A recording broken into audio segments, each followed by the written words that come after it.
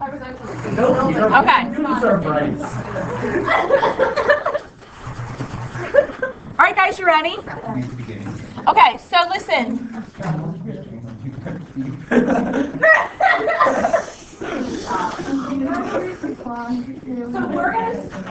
we're gonna work today on hypothesis testing, all right? And we're also gonna work on something called error, and we'll talk about that kind of at the end. That's what we're gonna do second. So hypothesis testing, we already kind of started talking about a little bit. It's based upon sampling distributions, just like confidence intervals were. You guys have your packet I gave you? Did I give you the packet already? Yeah. If you weren't here, maybe. I think I just gave it last time. Oh, yeah. Oh, that. Me too. Yes. We start calling these jackets, Miss Chang. Sure. And I just, You have your original? yeah. So you put those together. And then just start them again. You'll still see. All right. We were. Okay. And then it's 82. So.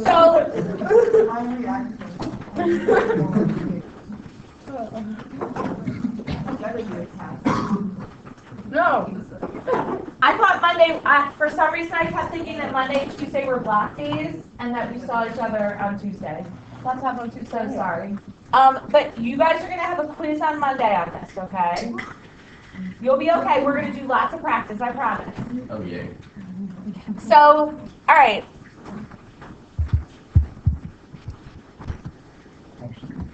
I saved this. This is like what we wrote down in class last time, right? Do you remember this? Yeah. We went through this. We talked about our p-value was 0.8. That's our claim about the population. So if you look at the front of the packet, that's your null hypothesis. Remember we talked about the null hypothesis was like what we are either being told is true, what has always been true, what we're assuming to be true about the population. And again, your null hypothesis could be about proportions, it could be about means, and it could be about a couple other things that we'll talk about over the next couple weeks. But then we talked about our alternative hypothesis is what we're trying, is what we're trying to prove, okay?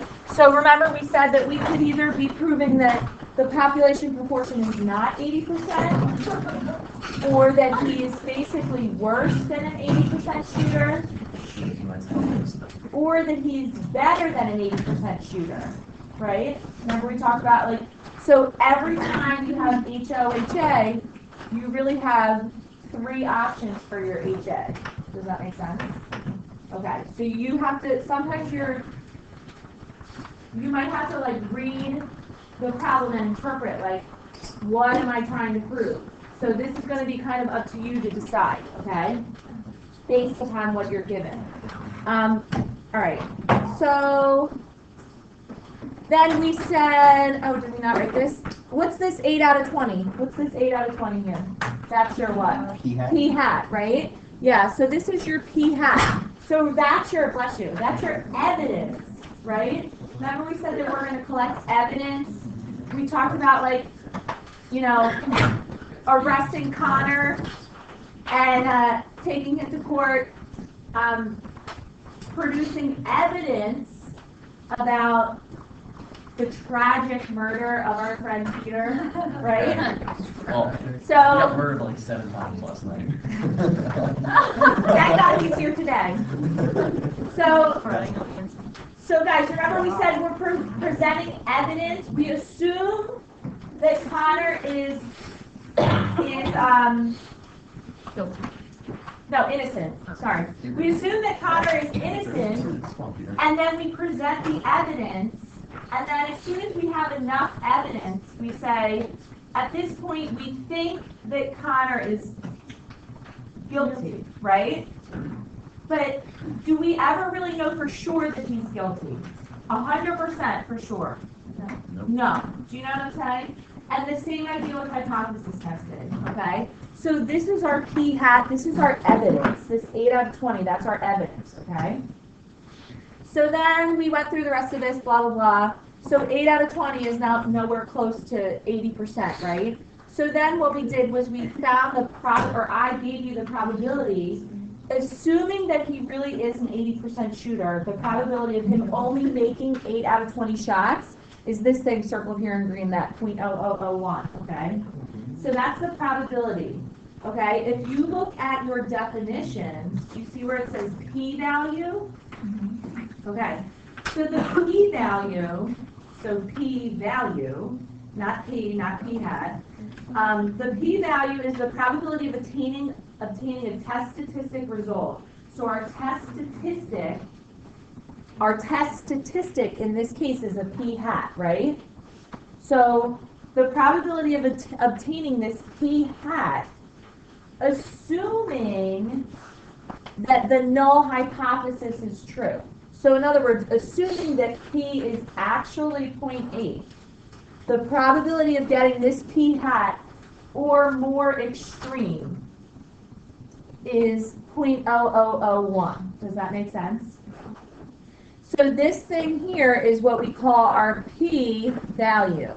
And if you remember from yesterday, I told you there's going to be so many p's that it's going to get confusing. And we've really been hammering the difference between p and p-hat, because now we're going to introduce this new p-value. Do you know what I'm saying? So make sure you kind of understand the difference between all of those. Are we okay with those so far?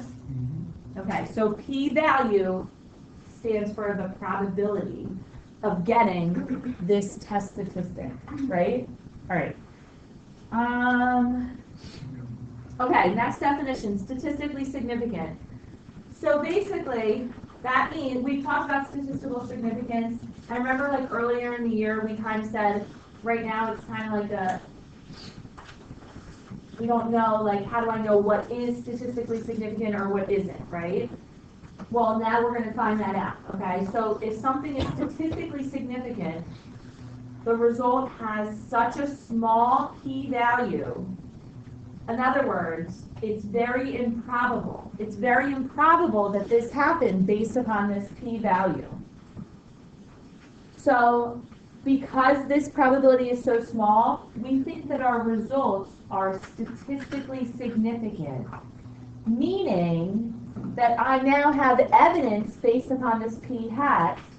This p-hat gave me evidence that this HO is actually probably not true. Does that make sense? So therefore, my results are statistically significant. I have evidence to say that my HA is probably true.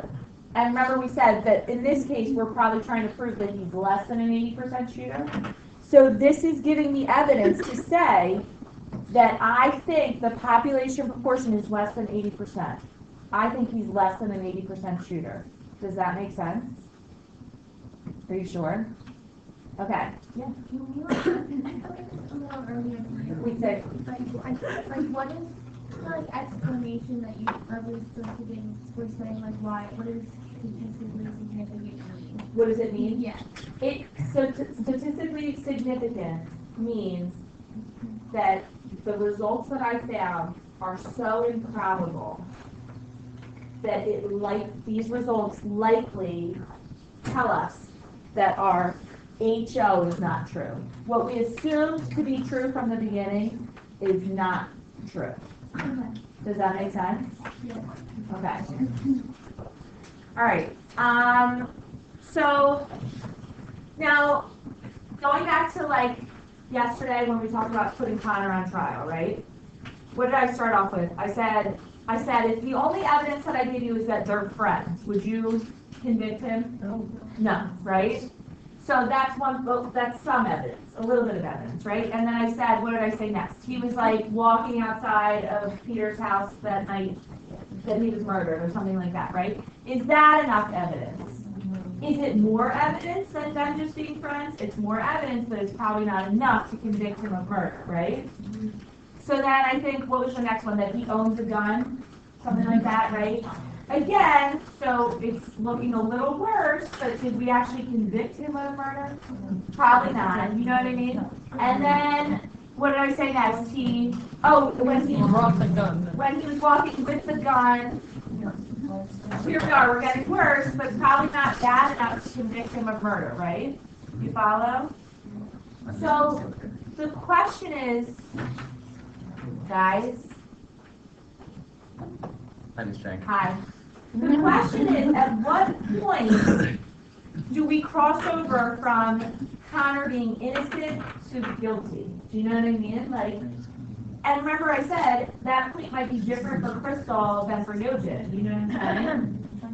But at some point, I think almost everyone is going to say, okay, we're crossing the line. Before I wasn't really convinced, but now I think that he might be guilty. Do you know what I'm saying? So, is there a right or wrong answer to that? Remember we talked about, like, probably not really, right? Like, at what point is that line? At what point do we draw the line? I don't really know. That's why we have juries. Do you know what I'm saying? But the same is true for hypothesis testing. So, this, obviously, this p-value in this example is teeny, teeny tiny, right? But what if I told you the p-value was like 5%? Or what if I told you the p-value was 10%? That this would actually happen 10% of the time. If this could happen 10% of the time, and he went out and you saw him shoot this, and I said, well, the chances of him doing this would be 10%. Would that be enough to convince you that he's not an 80% shooter? Because 10% is pretty likely, you know what I mean? Like 1 out of every 10 times he would do this, you know? So 10%, we might still be, that might not be enough evidence against this 80% claim. Do you understand what I'm saying? Okay. What if I said 5%? Would that be enough evidence against the 80% claim? Only for a scientific study, yes. Oh yeah. So you're seeing what I'm getting at here. As that p-value decreases, it gives us more and more evidence against our claim about the population. Do you understand that, guys? So what is the line in the sand? Like, at what point do we cross over from not quite having enough evidence to having enough evidence? Guys, you don't have to be here. I love you, and I love that you're here, and I appreciate that you're here, but stop talking. Okay. So, at what point can we cross over from we don't quite have enough evidence to there's no line in the sand, but we have to find a line in the sand, right? So we have to figure out a number. So that number that if we now cross over, that's called our alpha value, all right? And alpha looks like this. Okay, it's a Greek letter. That's probably not great, actually. It shouldn't be like slanted like that. Alpha, okay. So our alpha value, that's that line, that cutoff. Most of the, or not, I shouldn't say most of the time, but I should say a lot of the time, the alpha value is going to be 5%. So if the p-value is less than 5%, then that gives us significant evidence to say that we don't think that HO is true. Do you understand that, guys? But depending on the study, depending on my goals and of the study or whatever, that alpha value could change. Sometimes it'll be 10%, sometimes it'll be 1%, sometimes it might be 0.5%. I don't know. You know what I mean? But that alpha value, that's the line in the sand. Does that make sense? Okay. So we have what's called a one-sided test and a two-sided test, and we'll get to that more in just a second. But basically, if you have an HA like this, where we said that P is not equal to 0.8, and if we talk about means, mu is not equal to the population mean, that's what we call a two-sided test, because that would be me saying, I don't care if he's better than 80% or worse than 80%, I just care that he's not equal to 80%. Like, I just don't believe he's 20. You know what I'm saying? So, and you'll see why it's called two-tailed in just a second, but we call that a two-tailed test. If it's one of these two options down below here, we call these a one-tailed test, because it's his claim is that he's an 80% shooter, but I think he's worse than that. So basically, I only am concerned about the one side, you know what I mean, of that 0.8 claim. Does that make sense? Yeah. If you're a little confused, it'll make more sense in a minute. Okay, so that's our basic hypothesis testing vocab. So again, once we get through this first kind of hypothesis test, the vocab is the same over and over and over for the next 2 weeks, you know? So down below, outline of a hypothesis test. So just to give you a heads up, running a hypothesis test is kind of a multi-step process, as you can see. All right? It's a lot to remember.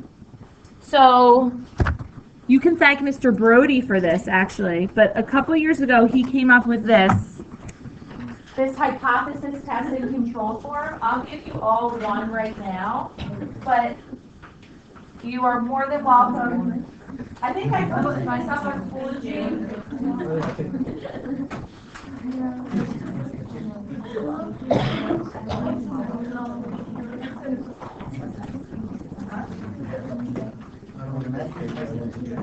Oh, that's here.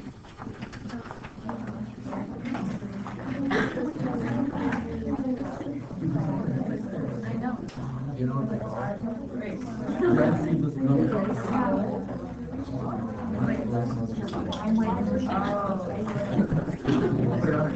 All right. So that hypothesis test and control form, I have to double check. I'm almost positive it's already up on Schoology. If it's not, I'll make sure that it's up there. But basically, this is like the outline of all the steps that you need to have included, okay? So listen to me carefully. I'm giving it to you now. We're going to practice on it today. Your quiz that you guys take on Monday, I'm going to give you one of these on Monday to use for your quiz on Monday. After that, you will no longer be allowed to use it on quizzes, tests, mock exam, AP exam. So after Monday, you have to have this process memorized, these steps memorized. Listen, I know it sounds scary, but I promise you, if you do the homework, if you're paying attention in class, you don't have to ever memorize it. It's just going to become like natural. Do you know what I mean? Bless you. But with that being said, after Monday, if you want to use it for homeworks or whatever, feel free. I printed out a bunch of copies. I'll put it up in these little blue things so you can come up and take as many as you want or print off as many as you want. All right, sound good? Okay, so let's talk about conditions. Look at the conditions. Your conditions, do these look familiar? Yeah. So they're the same from the confidence interval, right? Okay, so I'm not going to go through them. You've seen these before. Let's just like jump into a problem.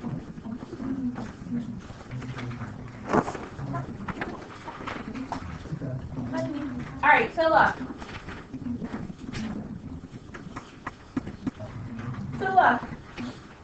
First example, it's done for you, but let's go through. I'm also going to show you how to do this on the calculator. The calculator, you're going to show all the work, but your calculator can actually do the calculation just like the confidence intervals. So I'll show you that while we do this one as well. So the Census Bureau reports that households spend an average of 31% on their total spending on housing. Now, before we go any further, 31% is a percent, right?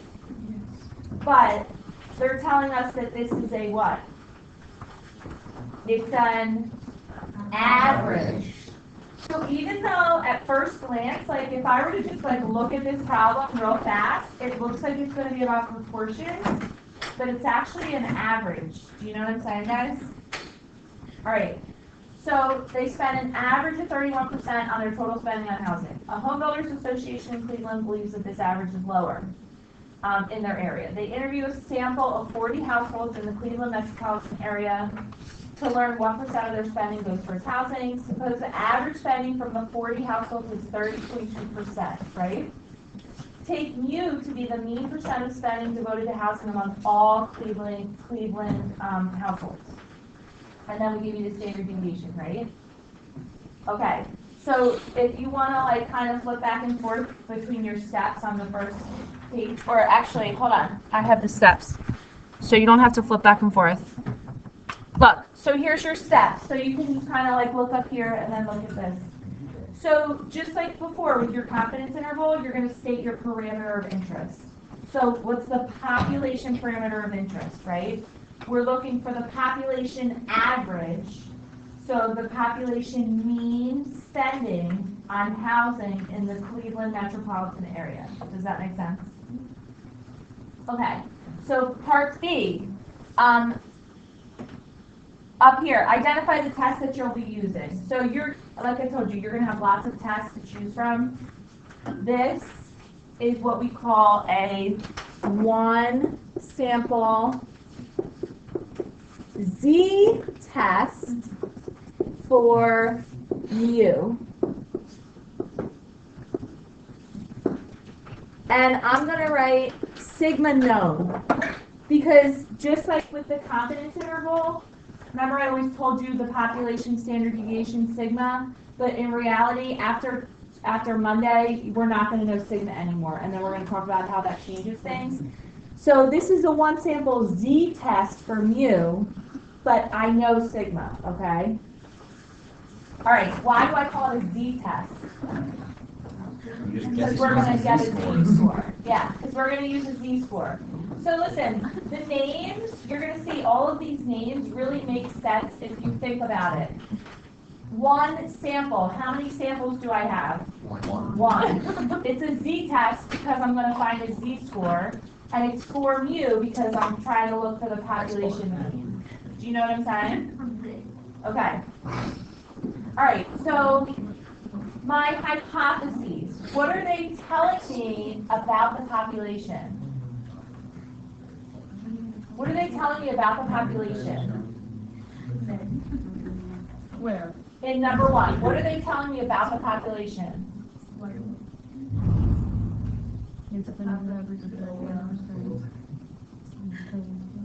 Okay, that's what we're trying to test. But what do they tell me? Like, they, About the population. yeah. So sometimes it's hard to pick these things out. So it says the Census Bureau reports that households spend an average of 31%. Do you know what I mean? So that's your population mean. That's the claim about the population. Remember, your claim, your HO, your claim about the population is what you assume to be true, what you're told to be true, what has been true in the past. Because sometimes we're going to say, we know that this has been true in the past, but we think maybe in the past year it's changed. Do you know what I'm saying? Do you guys understand that? Okay, and that's a mu. That's a population mean. So do you see where it says HO is that mu is equal to 0.31? You follow? Okay, what are we trying to prove? Some of you guys said this. We're trying to prove that X bar is less than, we're not trying to prove that X bar is less, that mu is less. that mu is less. We know that X bar is less. Do you know what I'm saying? We're trying to say, based upon this X bar and this sample size, is the mu less? So then we have two populations. Do we need to note that in some way? Because then we have the population of the entirety of the United States, and also the population of. Yeah, that's why when we define our parameter of interest here, we're talking about the Cleveland metropolitan area. Do you understand what I'm saying? But then when we use sigma, do you have to denote that that sigma that we're using is not, or is that sigma they're giving for us for Cleveland, in the Cleveland metropolitan area? This would probably have to be for the Cleveland metropolitan area. Let's say that yeah. that wasn't in available statistics. Could you use this sigma for households in the U.S. because you Probably have a not. need for that? No, not really. Sigma. Not really, but Connor, you bring up a good point. In reality, we're not going to know sigma. In the future, starting on Monday, we're going to use the sample standard deviation to estimate sigma. And when we use the sample standard deviation, that comes from the Cleveland area. Do you know what I'm saying? Yeah. So you have a great question, but it won't really become as much of an issue. Do you know what I mean? All right. Guys, do you have questions so far? Okay. So next part, conditions, okay? So listen, I'm going to give you back your quizzes that you took the other day, right? So a lot of you guys lost like maybe a half point here and there because of your conditions. You have to be specific. So some of you guys just wrote SRS, normal, independence. Do you know what I mean? Like, That's good that you remember that those are your conditions, but you need to tell me why these things are true. Do you know what I mean? Wait, on the quiz, it literally said, like, they took a simple random sample, like, so, So yeah, yeah, like, at that point, can you just say, like, this is an SRS? SRS is either stated or not. You know what I mean? So yeah, that's not as much of a concern as the others. Yeah, yeah. So guys, all right, guys, ready? Come on, I want to get you going. So in this case, they tell us that it's a simple random sample, I think, right? Yes. Okay. So simple random sample stated. Do we know? So when we talk about normality, we're talking about the normality of the what? The population? No. The sampling distribution, right? This is all based upon a sampling distribution, just like confidence intervals are. So I want you to actually add to this here, and I'm going to edit it as well. So on the conditions, when we say normality, I want you to say that the sampling distribution is normal, okay? And the reason in this case is because of your sample size, right? Because n is greater than 30, and then we can say the CL because of the CLT. Does that make sense? Question? All right. So the third condition is that we need to have independence, right? So in this case, we can say that we have independence because the population of Cleveland is going to be bigger than 10 times the sample size. Does that make sense? So some of you just wrote like population is bigger than 10n. But then what does that tell you? It tells you that you have independence. Some of you just wrote independence. Well, why do we have independence? Because the population is, so you need both of those parts, is what I'm trying to say. All right. Okay, so now, that probability, that p-value, right? That p-value, that's what we care about. Like, that's what we need to find. Let's talk about how we're going to find that p-value, all right? So, oh, here, let me just do it here.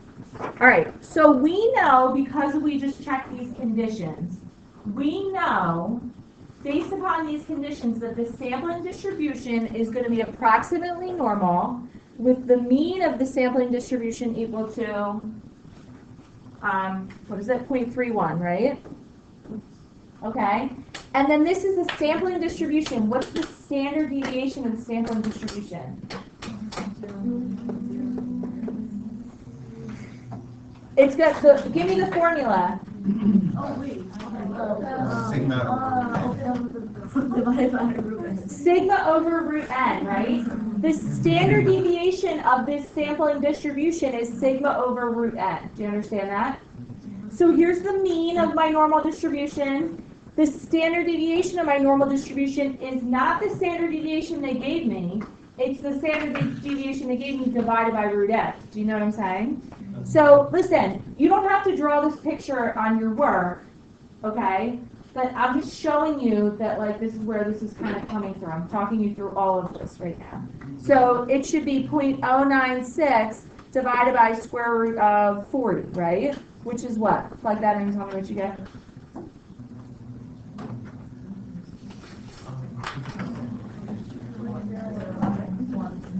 .015, thank you. So I know now that, again, all of this is assuming that this claim about the population is true. This is assuming that the population mean amount of spending is 31%. If I assume that to be true, the sampling distribution will be approximately normal with this mean and this standard deviation. Do you understand that? Okay, so now think about it. Think about chapter 9, okay? So now I have my sampling distribution. I went out and I sampled one time, right? Which in reality, that's what you're going to do. You're really only going to sample one time, right? When I sampled one time, we got the sample mean percent of spending to be 30.2%, right? So that was down here. So I got my X bar to be 0.302. Do you follow?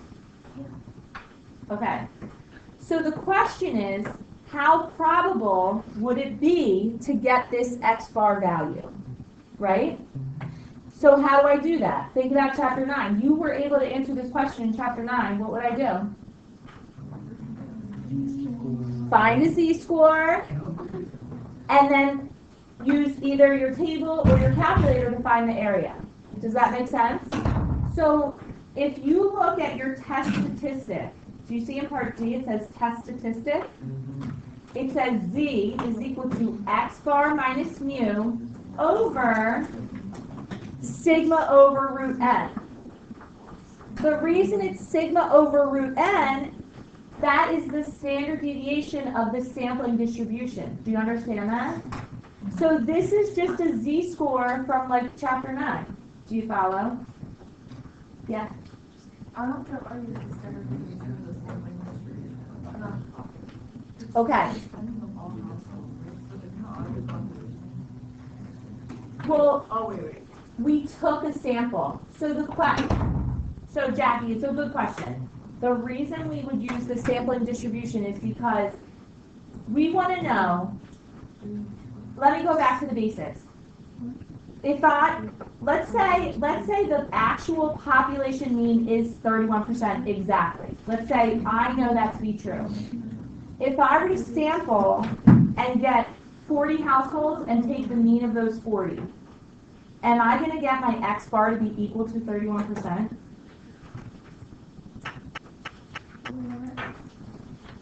So think about it. So what I'm essentially asking you is when I take a sample and calculate the mean, is my sample mean equal to my population mean? No. Most of the time, no. Like 99% of the time, no. Do you know what I mean? It's going to be very rare for me to have a sample mean and have it to be exactly equal to the population mean. Would you agree? So the question is, or the fact is, I should say, sometimes it's going to be a little bit higher, sometimes it's going to be a little lower, right? So, and that's okay. Do you know what I mean? But how much higher, how much lower is okay. Do you know what I'm saying? So like, for example, let me be like a little extreme. If I were to take a sample of 40 households and calculate the mean spending of those 40, and I get 20%, and it's supposed to be 31%, do you think that was really, like, do you think that's okay?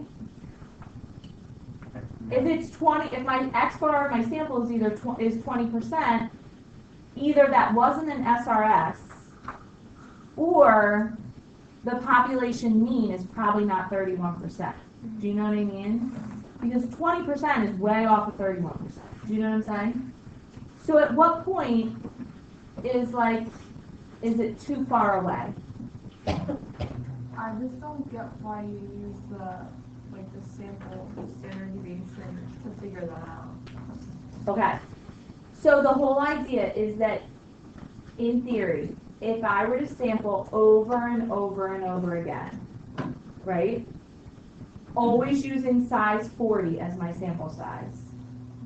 So again, sometimes I would get a little higher, sometimes I'd get a little lower than 31%. Can you agree? But in theory, when I sample, sometimes it's going to be higher. These are all my X bars. Do you know what I mean? So you use the standard deviation that goes with that. Exactly. Right. Yeah, because I'm not talking about an X. I'm not talking about one household. I'm talking about this is the average, you know what I mean, of 40 households. So in other words, like if I were to go out and sample over and over and over, how close would my sample X bars be to the population mean? Do you know what I'm saying? Guys, are you following this or no? Tell me if you have a question. Okay, so basically we're going to find that probability. We're going to find the probability if I assume that the population mean is 31%, we're going to find the probability of getting a sample mean of 30.2% or more extreme. The reason we do or more extreme is because can I find the probability of getting exactly 30.2%? No. I can't, you know what I mean? So I'm gonna find this probability or more extreme, okay? Again, to do that, we calculate a z-score, and because this is a sampling distribution, I would still, look, I would take my z-score is equal to my x bar, which is 30.2, right? Minus the mean, which is, oh, wait, hold on, let me make these all, this should be 0.32, right? Minus 0.31, right? Divided by the standard deviation of this distribution, which was 0.015. Then how did I get that 0.015? It was sigma over root n. So that's how we got our test statistic. Do you guys understand that? That formula for the test statistic? Do you understand what I'm talking about? Yes. Okay. So that's that test statistic. Do you see how we plugged it in? All right. So our z-score is approximately 0.53. Okay.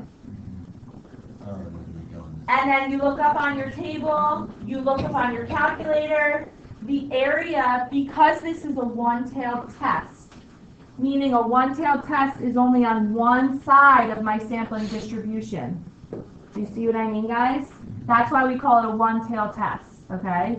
So because this is a one-tailed test, we just look up the area under a normal distribution beyond, so to the left of, what was our z-score?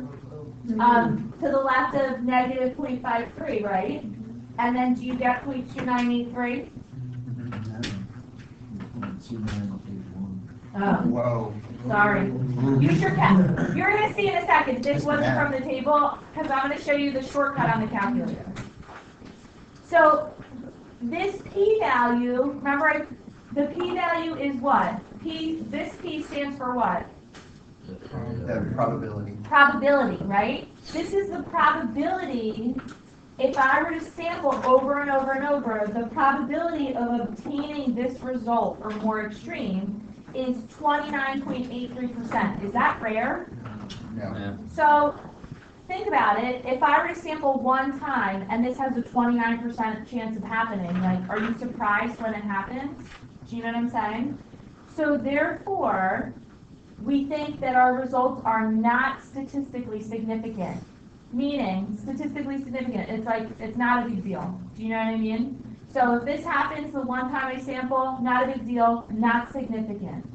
Do you know what I'm saying? Okay, but let's talk about part E. If we assume that our alpha level, remember alpha is the cutoff, so if we assume that alpha is 0.05, that's our alpha, think of alpha as your p-value cutoff, okay? So 0.05 or below would be not good. That would be statistically significant, right? And this is on the front side too, okay? 0.05 or higher would be, that's okay, not statistically significant, right? So we're saying that our p is bigger than alpha, so therefore my results are not statistically significant. I fail to reject HO. In other words, I don't have enough evidence to say that the population mean mu is less than that 31% that they told me to be true. Do you understand that, guys? So is that our probability statement?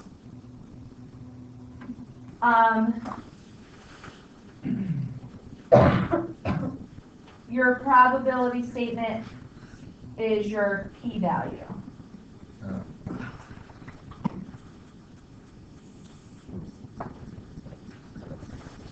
So, what? F? F is your decision. Are you talking about letter F? Yes. F is kind of like number 9. I know I probably should have matched up the numbers to the letters. I was just Instead trying of- to do that. Yeah. So your decision in the context of the problem is that I don't have evidence to reject HO. Do you know what I mean? In other words, when I sample one time, this would happen pretty frequently. So I'm not surprised the one time when it does happen. Do you know what I mean? So F, that's your decision, your interpretation in context. Yeah. You said that the alpha value can change. I was just supposed to like assume it's 35 and that's. Good question. Yeah, if you're not, a lot of times you're gonna be given alpha, okay? If you're not given alpha, it's up to you, okay? General guideline, what I would do is use 0.05, okay? Because if you use something like 0.5, does that make any sense? Do you know what I mean? So, rule of thumb, use 0.05, 5%, okay? All right, guys, ready? Let me show you how to do this. So, there's your first hypothesis test. Let me show you how to do this calculation on the calculator. Yes. So I'm like hypothesis testing control. Yes. Where- We're gonna go through one. Okay. Yeah. So hang tight to your question. Is that okay? All right.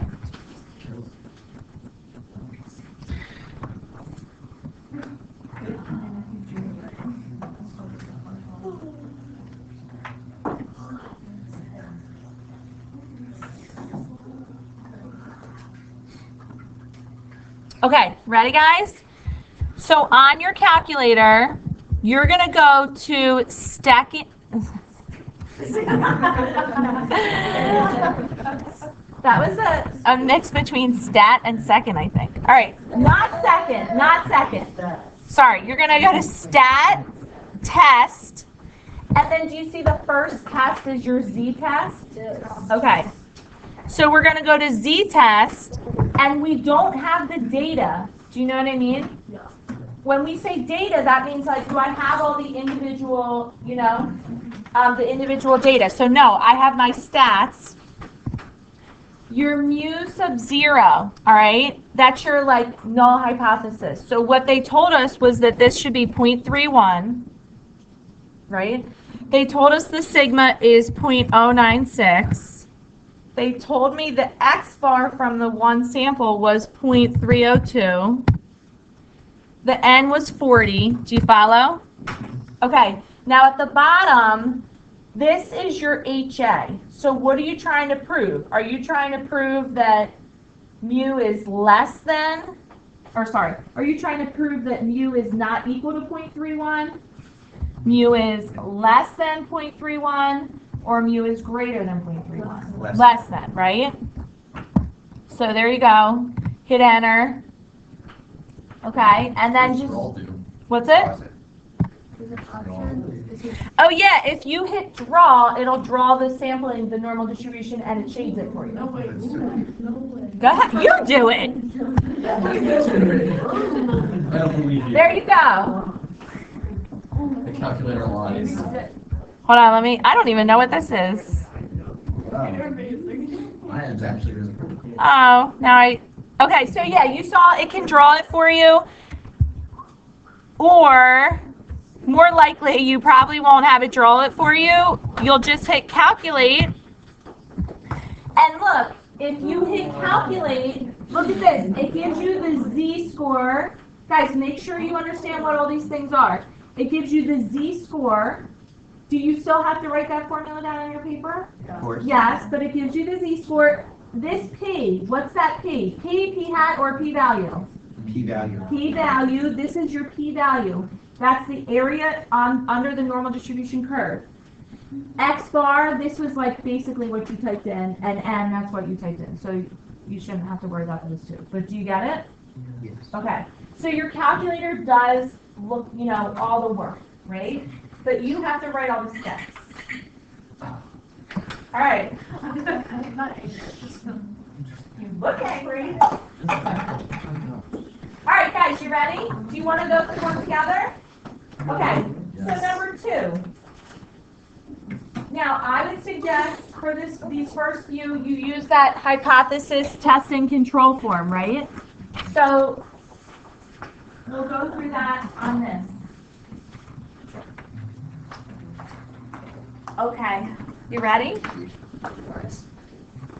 How did they come up with a standard deviation of 4 horizons, Chang? They measure a lot of fries. I don't know. I just. All right, ready? Like this guy spent like what? So a small cup of fries in the cafeteria is supposed to hold 55 fries when full. What's that? What's that? I think think that's mu. That's your mu. 0. It's supposed to hold. Uh, It's supposed to hold. Do you understand what I mean? Remember, your h sub 0 is what you assume to be true, what you're told is true, what used to be true. Do you know what I'm saying? Okay. So far, I'm going to just write, like at the top, you can just jot some notes down. I'm going to jot some notes down. So they're telling me that mu is 55. A student believes that the cafeteria worker who fills the cups is shortchanging the students. Shortchanging the students. So are we trying to prove that it's not equal to, greater, or less than? You understand? Okay. So you have to like look for all these things, right? So he decides to do a hypothesis test. He takes a sample of 10, right, cups and counts the number of fries. And they're as follows. Good? All right, part A. Is there evidence at the 5% level that the cafeteria worker is not filling the cups? So use a population standard deviation of 4. Okay. All right, good so far? So let's go to our form. And we don't have our X bar or anything yet, right? So where do you think you're going to put all this data? In your calculator. So go to Stat, Edit.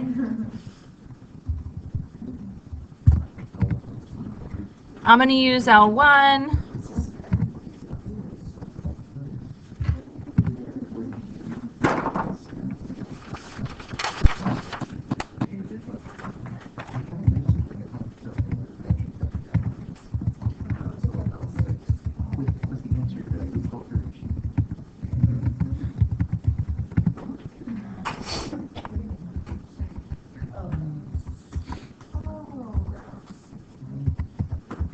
Okay.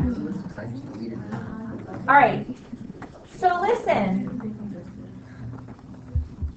After you have this data in your calculator, before I really do anything else, what I do is I go right away to tests, z-test, and now I have the data, right? So now I have the data, and what did they tell me that the mean mu was? 55.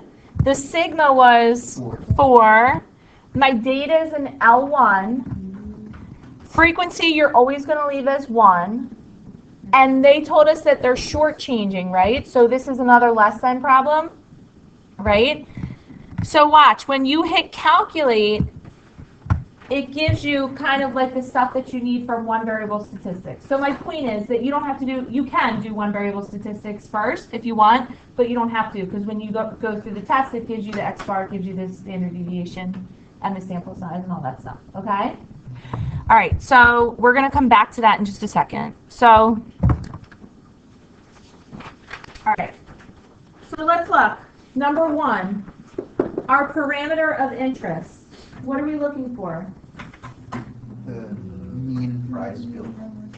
The population mean number of fries. Make sense? All right, your test name, you only have one option right now. Remember, it's a one sample z-test for mu, okay? And if you want, you can write sigma known.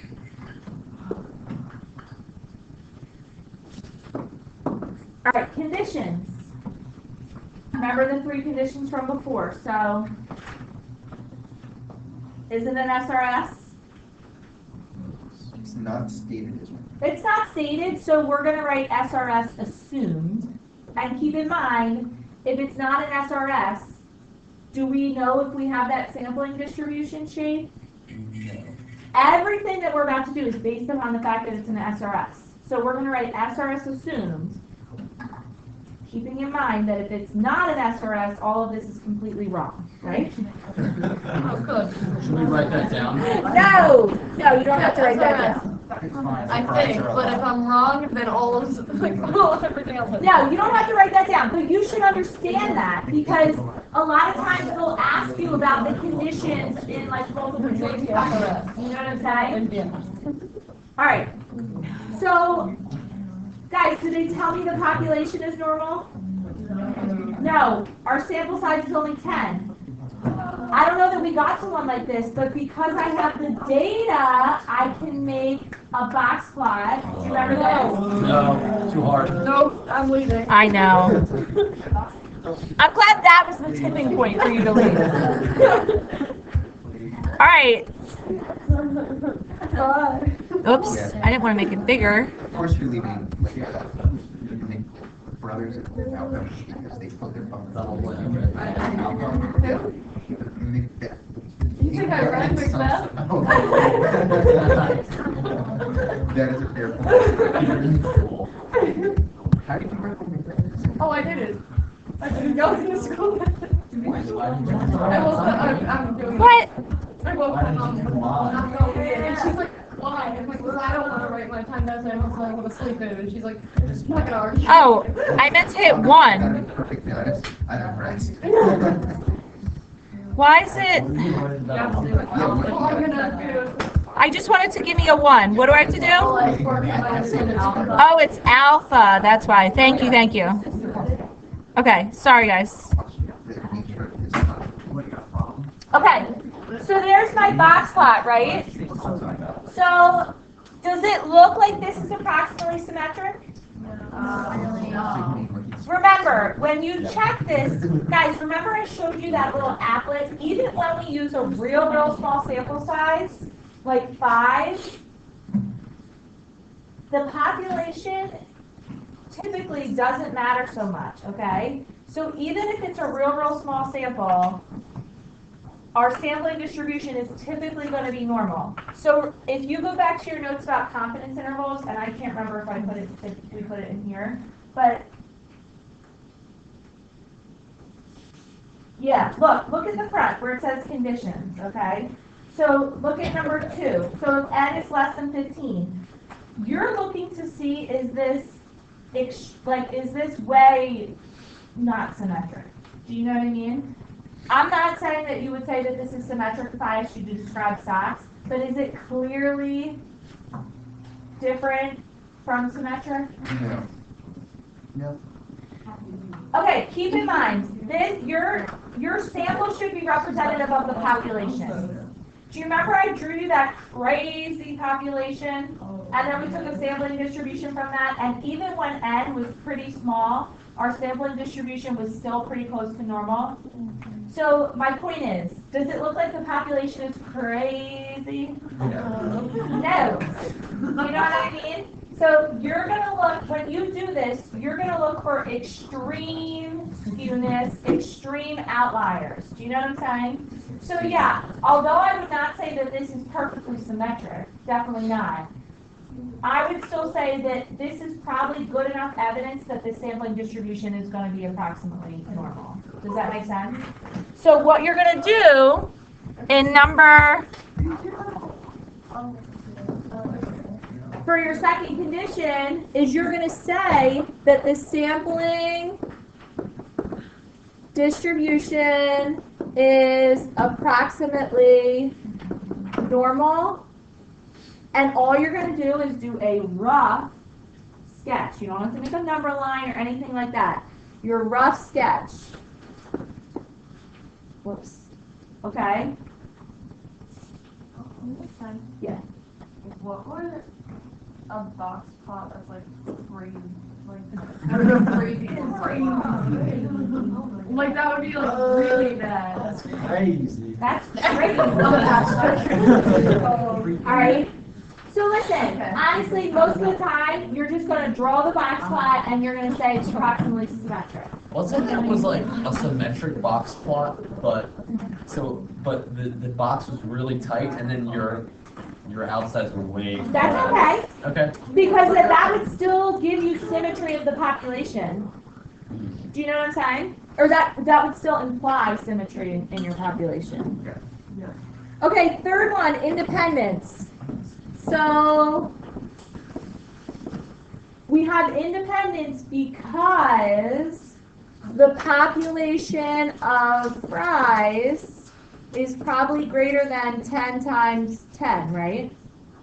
Does that make sense? All right, we good so far?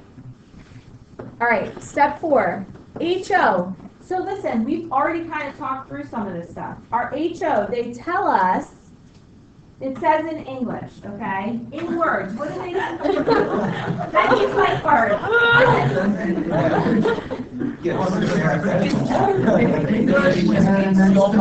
Don't hurry it out, okay? Whoa! I'm kidding. That's racist. I'm kidding. All right. Dial 0 for You each. should focus.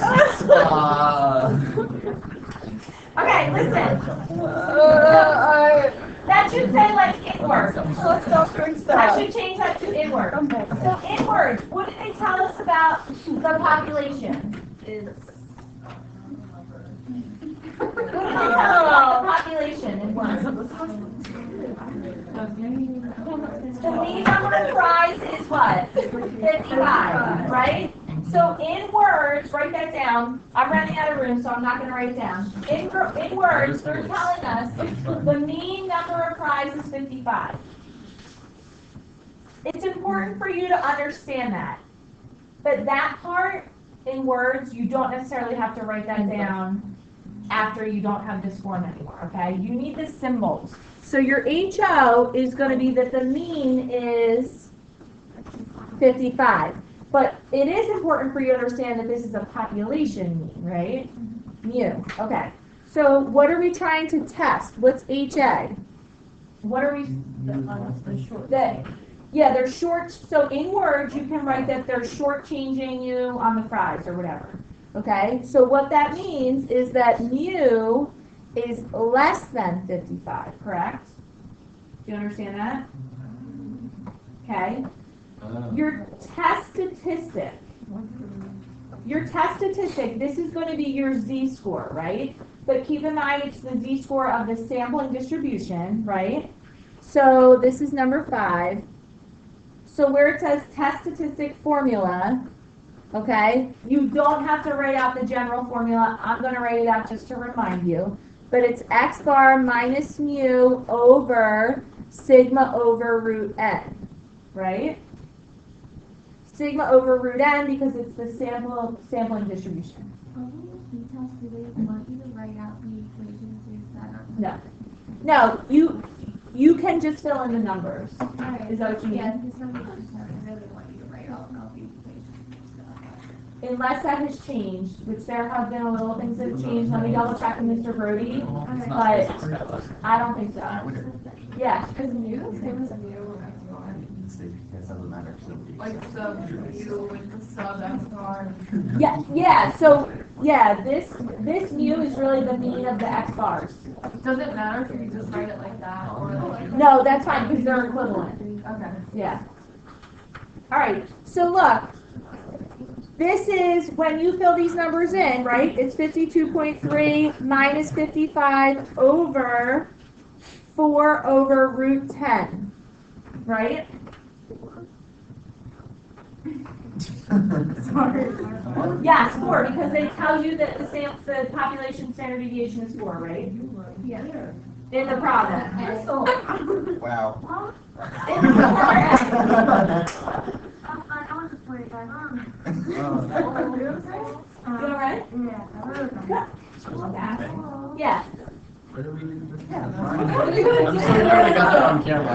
Remember the calculator?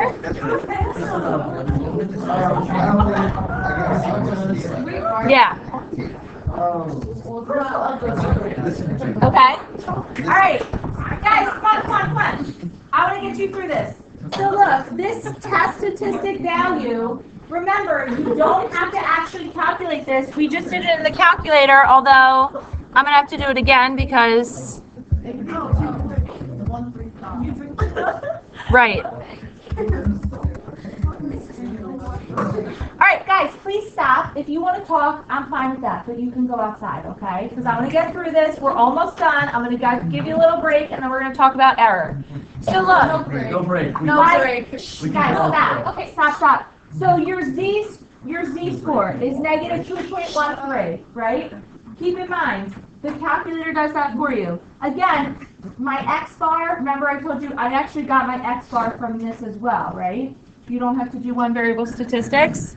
So my z-score, where it says like test statistic value, and you don't have to write this like separately, you know what I mean? But this is negative 2.13. You follow? Okay. So my probability statement. All right, so I think this is number 6, right? So my probability statement, that's my p-value, okay? So my p-value, remember, wait, do you have questions?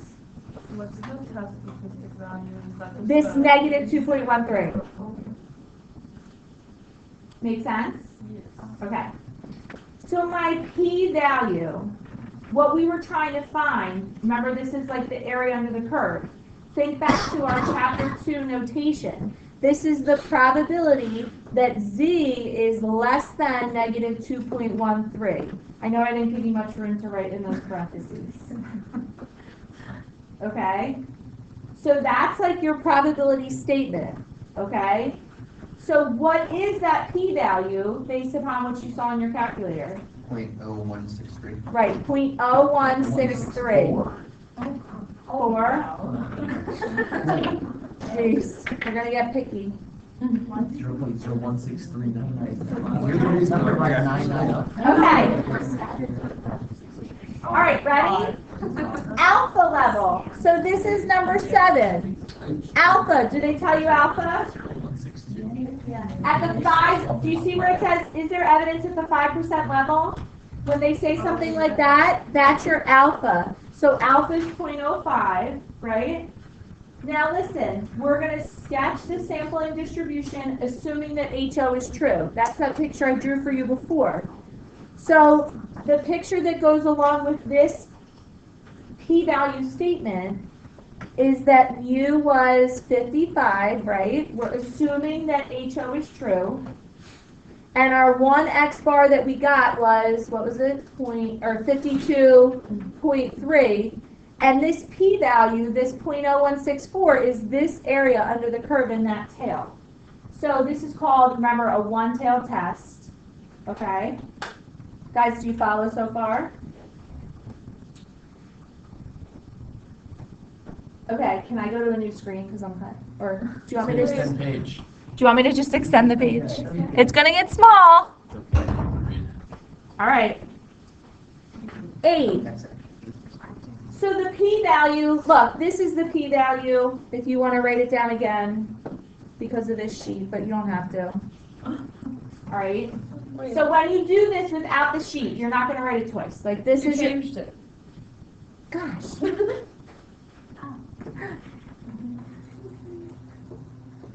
Okay, sorry. Thank you. I didn't mean to change it. So here's my p-value. Now we're going to, remember, alpha is my cutoff. So I'm going to compare my p-value to my alpha. So remember, alpha is kind of like the cutoff p-value. So is my p less than alpha? It's less than alpha. So if p is less than alpha, is this rare or common? Rare. It's rare. So because it's rare, I'm surprised that it happens. So my results are, Statistically significant. yeah, so my results are statistically significant, and therefore I have evidence to reject HO. Are you following? Do you see where it says regarding HO? So I have evidence to reject HO. Question so far? Yeah, This is sort of like going back to the first problem that we did. that's okay. But like, if you did accept HO, do you have to say fail to reject HO? Yes, we're going to say fail to reject HO. Here, it's kind of like, because, Okay, because here's the question. If in the first problem, let's go back to the first problem, okay? In the first problem, I had evidence that the mean was not lower than 31, significantly lower than 31%, right? But did that necessarily give the evidence that the mean was exactly 31%? Do you know what I'm saying? So I didn't prove that the mean was exactly 31%. I just proved that it wasn't significantly less than 31%. I know that's really confusing. It's about the same thing, like, Yeah. since you said that, if the P is less than alpha and that's rare, could that mean that, like, a way of thinking about it is that, like, since P is greater than Wait, guys. greater than alpha, Yeah. it's not like any other, Yes. because. Yeah. All right, ready? So last thing, we're almost done, ready? Your interpretation, okay? Your interpretation, can I go to a big slide now? Yes. Only right reject HO. So regarding significance, my results are statistically significant. Regarding HO, that tells me to reject HO, okay? Okay, so I'm rejecting HO, right? So this is number 10. Now listen, I'm gonna talk for a second and then I'll tell you what I want you to write. So this is telling us what we just found is that if the population mean number of fries was actually 55, the probability of getting this sample would only be 1%. This would only happen 1% of the time, right? So, in other words, we have evidence. This is what I want you to write. We have evidence at the 5% level that the population mean number of fries is less than 55. Does that make sense?